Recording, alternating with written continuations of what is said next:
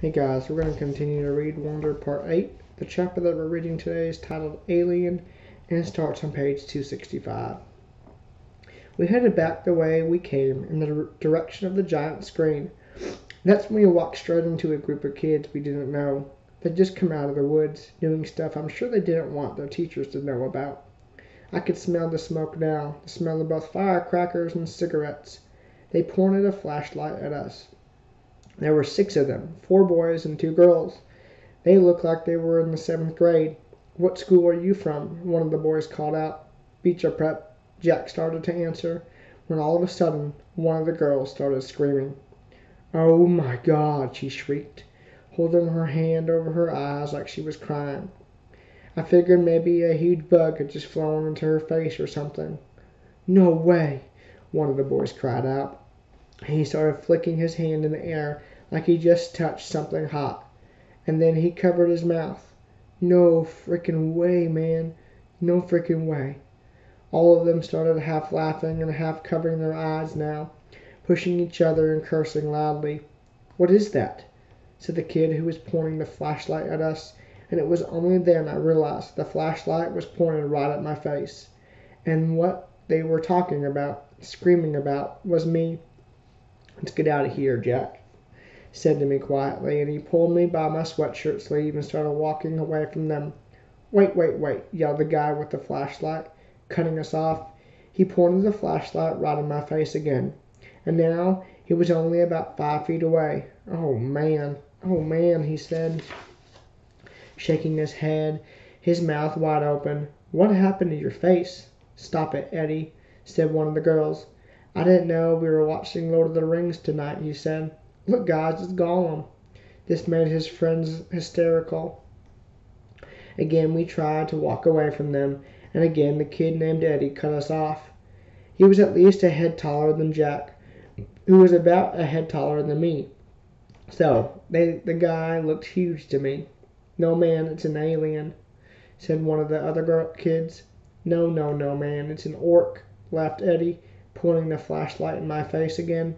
This time he was right in front of us. "Leave him alone, okay?" said Jack, pushing the hand holding the flashlight away. "Make me," answered Eddie, pointing the flashlight in Jack's face now. "What's your problem, dude?" said Jack. "Your boyfriend's my problem." "Jack, let's go," I said, pulling him by the arm. "Oh man, it talks," screamed Eddie, shining the flashlight in my face again. Then one of the other guys threw a firecracker at our feet. Jack tried to push past Eddie, but Eddie shoved his hands into Jack's shoulders and pushed him hard, which made Jack fall backward. "Eddie!" screamed one of the girls. "Look," I said, stepping in front of Jack and holding my hands up in the air like a traffic cop. "We're a lot smaller than you guys." "Are you talking to me, Freddy Krueger?" "I don't think you want to mess with me, you ugly freak," said Eddie. And this was the point when I knew I should run away as fast as I could. But Jack was still on the ground, and I wasn't about to leave him. "Yo, dude," said a new voice behind us. "What's up, man?" Eddie spun around and pointed his flashlight toward the voice. For a second I couldn't believe who it was. "Leave them alone, dude," said Amos, with Miles and Henry right behind him. "Says who?" said one of the guys with Eddie. "Just leave them alone, dude," Amos repeated calmly. "Are you a freak too?" said Eddie. "They're all a bunch of freaks," said one of his friends.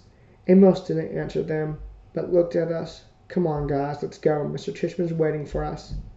I knew that was a lie, but I helped Jack get up, and we started walking over to Amos. Then, out of the blue, the Eddie guy grabbed my hood as I passed by him, yanking it really hard, so I was pulled backward and fell flat on my back. It was a hard fall, and I hurt my elbow pretty bad on a rock. I couldn't really see what happened afterward, except that Amos rammed into the Eddie guy just like a monster truck, and they both fell down to the ground next to me. Everything got really crazy after that. Someone pulled me up by my sleeve and yelled, "Run!" and someone else screamed, "Get 'em!" at the same time, and for a few seconds I actually had two people pulling the sleeves of my sweatshirt in opposite directions. I heard them both cursing until my sweatshirt ripped and the first guy yanked me by the arm and started pulling me behind him as we ran, which I did as fast as I could. I could hear footsteps just behind us, chasing us, and voices shouting and girls screaming. But it was so dark I didn't know whose voices they were, only that everything felt like we were underwater. We were running like crazy, and it was pitch black. And whenever I started to slow down, the guy pulling me by the arm would yell, "Don't stop." And that wraps up page 267.